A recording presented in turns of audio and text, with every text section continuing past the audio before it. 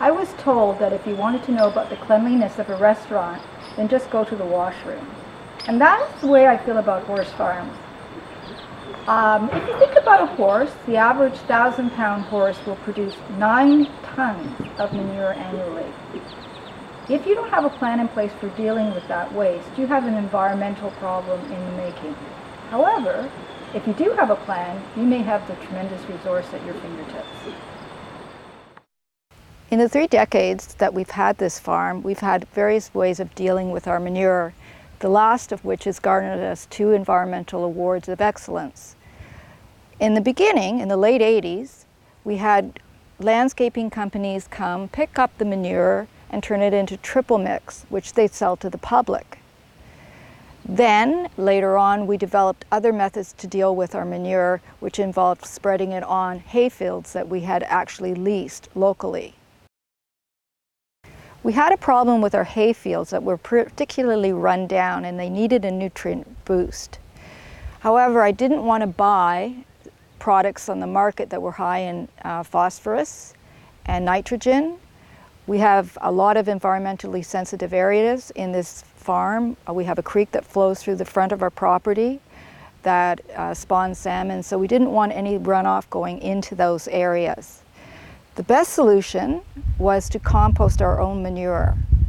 That meant reducing the amount of bedding we were using to make an effective compost, and then doing quite a bit of investing in machinery. In the end, we thought this was a good way to go. Our first step was to find a facility to house the manure. We created a concrete structure with 2 large bays. We have an impermeable concrete floor. These are concrete blocks that interlock. Most of the time, we actually just lucked into this. We built enough storage to house what we would use in terms of manure and bedding for a whole year. When we are in a time of period like the one we're in right now, we've actually moved the manure off property to be ready to put on the hayfields. This structure cost approximately $12,000, of which $11,000 was funded by the Ontario government. We are in a very sensitive area, the Oak Ridges Moraine. It's very important that none of our manure leach into the water system.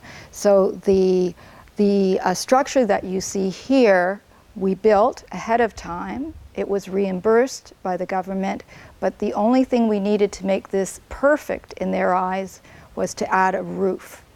So the fabric roof that's on top, we had to do a submission.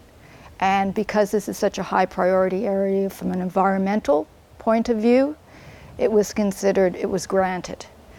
So we were very, very lucky. Right now, as I said, we have manure here. We have bulk shavings in the other side of the well. But should we need to go the whole winter, we can fill this full and still have a little tiny bit left over given our number of nutrient units, which as we know are horses. Another $12,000 was invested into rolling stock equipment, manure spreader, dump truck. We already had a PTO unit on our tractor, so that was sufficient to haul the manure and spread it.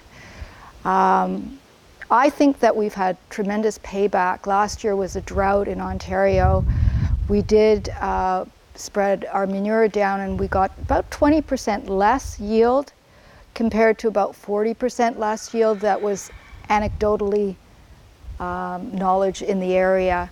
I believe what happened is because we had spread our manure down, it actually helped to insulate the moisture in the ground that we had at the beginning of the season that we didn't have at the end of the season.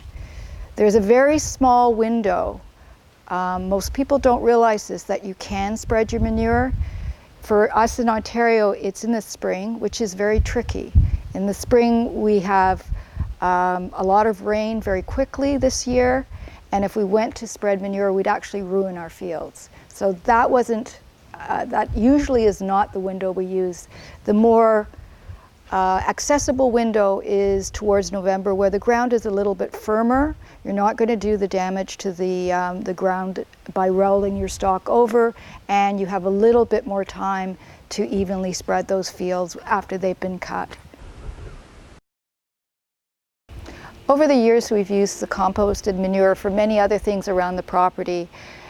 We inherited a very hilly property with a lot of runoff, sandy soil, an incredible amount of erosion, particularly in the paddocks. So every time it rained, water would come off the paddocks, come down the driveways to the point that you couldn't even drive up the driveways. We had to reconstruct the geography somewhat using berms. Some of it went into that. Berms had shrubs on top. Some of that went into that. We had trees planted for windbreaks. Some of the manure was used for that.